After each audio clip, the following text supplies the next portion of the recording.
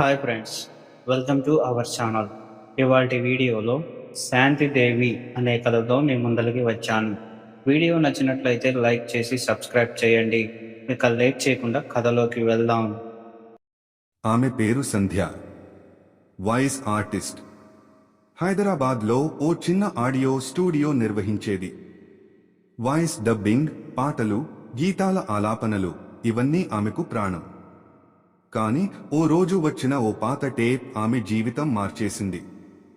ఆ టేప్ ఆమెకు రాత్రి 9 గంటల సమయంలో డెలివరీ అయ్యింది. పెద్ద ప్యాకెట్లో పైన remaster this only after midnight అని రాసి ఉంది. ప్యాకేజీ పంపిన వాళ్ల పేరు లేదు. కాని టేప్ మీద తెల్లగా వ్రాసి ఉంది, శాంతిగానం 1976. ఆడియో ప్లేబాక్ మొదటి రోజు.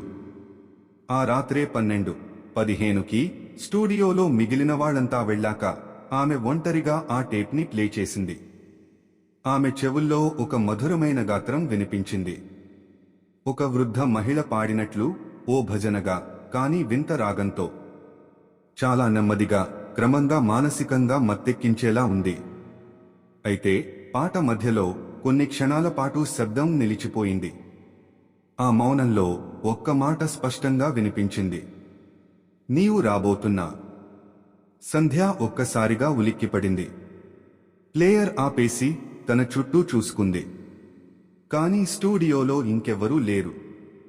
రెండవ రోజు విచిత్రం మొదలైంది. ఆమె టేప్ని తిరిగి వింటోంది. ఈసారి టేప్ మధ్యలో ఆమె పేరే వినిపించింది, సంధ్య. ప్లే చేయకూడదు. ఆమె ప్లేయర్ ఆపేసి టేప్ను తలకిందుగా తిరగబోసి చూసింది. పైన ఓ చిన్న గీత కనిపించింది. ఇందులో ఎరుపు రంగు ఉంది. రక్తపు మరకలాగా అనిపించింది. ఆ రాత్రి ఆమె కలలో ఎవరో శ్వాసను కక్కుతున్నట్లు కనిపించారు. ఓ ఆడమానవ రూపం, కాని ముఖం లేదు. నిద్రలో నుంచి ఉలిక్కిపడి లేచింది. మూడవ రోజు రికార్డింగ్ డేటా చెడిపోవడం.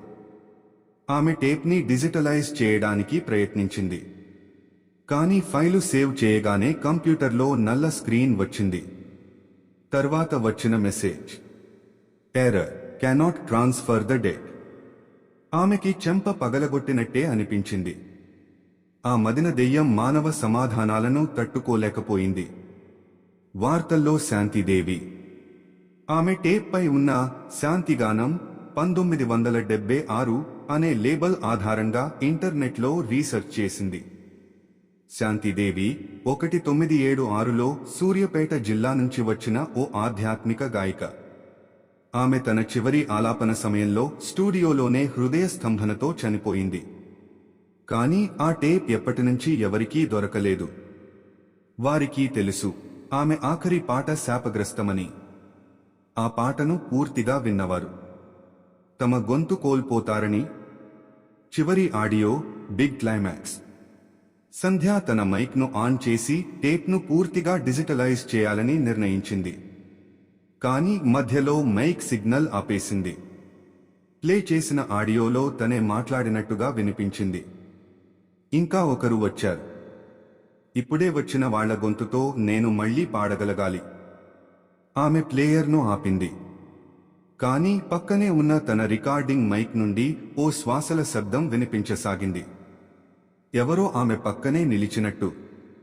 ఆమె బిగ్గరగా అరవడానికి నోరు తెరిచింది, కానీ గొంతు నుంచి ఓ శబ్దం రాలేదు. ఆమె గొంతు పోయింది. ఆ రోజుకు అనంతరం సంధ్య మిస్సింగ్.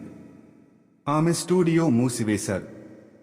కాని ప్రతి సంవత్సరం అదే రోజు, అదే సమయం, రాత్రి 12:15కి ఆ స్టూడియోలో ఏదో ఓ ఆడగాత్రం వినిపిస్తుందని అక్కడి వాచ్మెన్ చెబుతాడు.